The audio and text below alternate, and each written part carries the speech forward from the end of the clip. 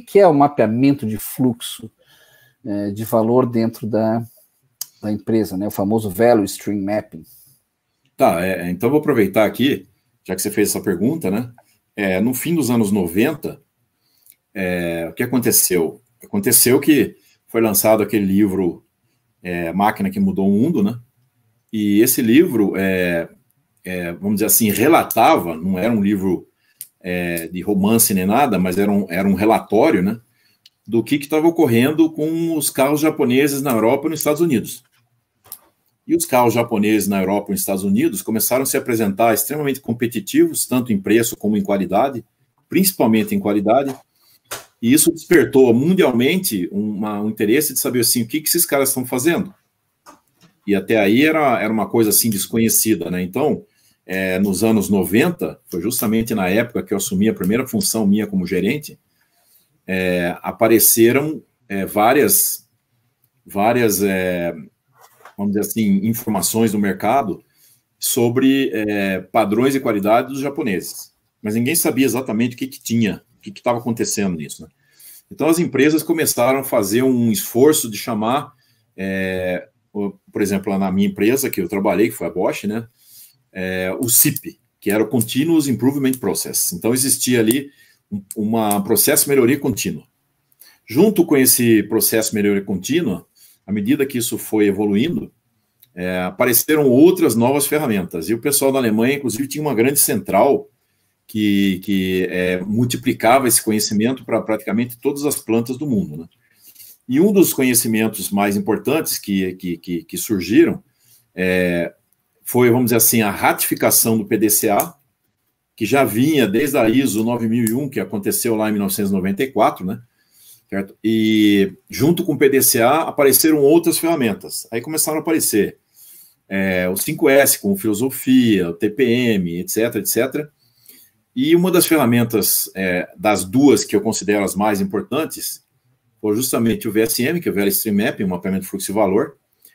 E junto com o mapeamento de fluxo e valor, uma tremendamente importante, que é o controle estatístico de processo, que eu acho que são das mais importantes todas que a gente tem aí.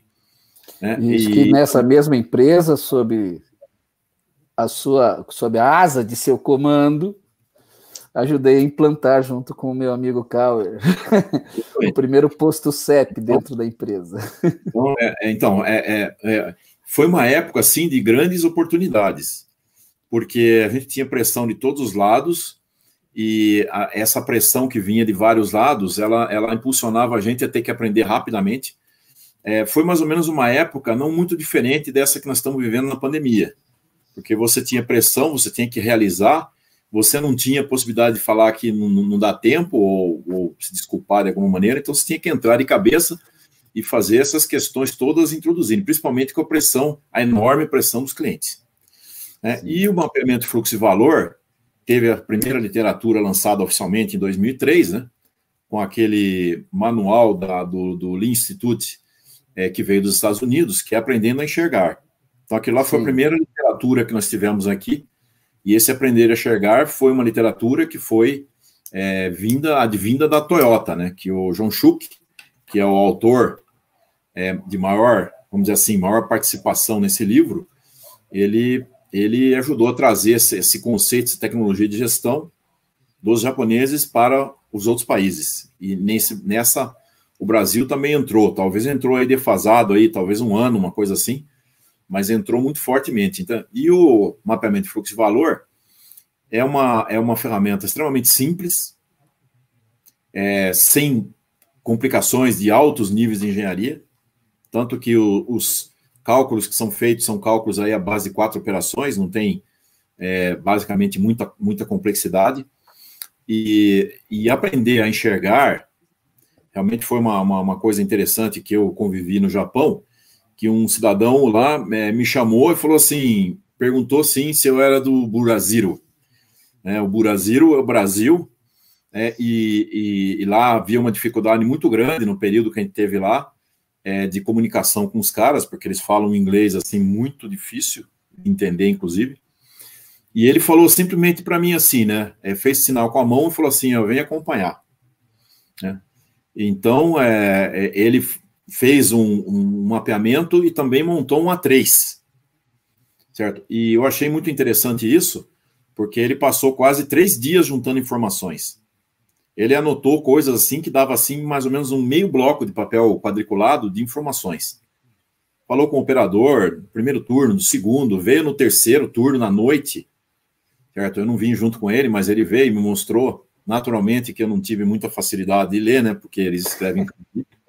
Então não foi tão simples entender, mas ele foi dizendo o seguinte: olha, aqui são eventos que estão ocorrendo na produção.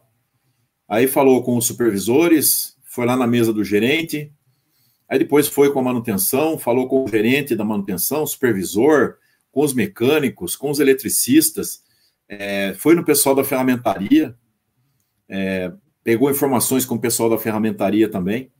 Então, ele montou assim um arcabouço de informações enorme, né? E ele falou, olha, agora eu tenho aqui evidências suficientes para fazer um A3, que era o estado atual, e o estado atual do A3 era justamente o mapeamento de fluxo e valor no estado atual. Sim. Né? Então, mostrou para mim as diferenças, qual que havia entre a produção empurrada e a produção puxada, né? Colocou aqueles quadrinhos todos de falar, olha, aqui é o cliente, aqui é o fornecedor, aqui é o PCP da empresa, se for produção empurrada, e foi trazendo todas essas informações e foi montando aquele negócio. E ele colocou o seguinte, e ainda colocou sobre um tom assim meio irônico, né? Dizendo o seguinte, que ele já tinha trabalhado com outros brasileiros. E ele falou que os brasileiros são extremamente rápidos, criativos, só que superficiais. E para mim foi uma coisa assim, na hora não entendi muito bem, perguntei o que ele queria dizer com isso, né? E ele falou o seguinte, que a gente gasta muito pouco tempo para fazer o P do PDCA. Ele falou, o estado atual é a parte mais importante que você pode ter em qualquer ferramenta que você vai utilizar como análise.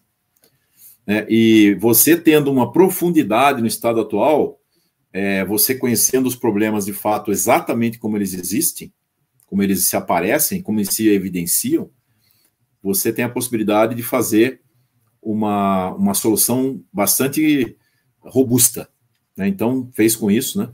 Colocou essa questão. Então, pessoal, o mapeamento de fluxo de valor é uma ferramenta que faz com que a gente enxergue todas as perdas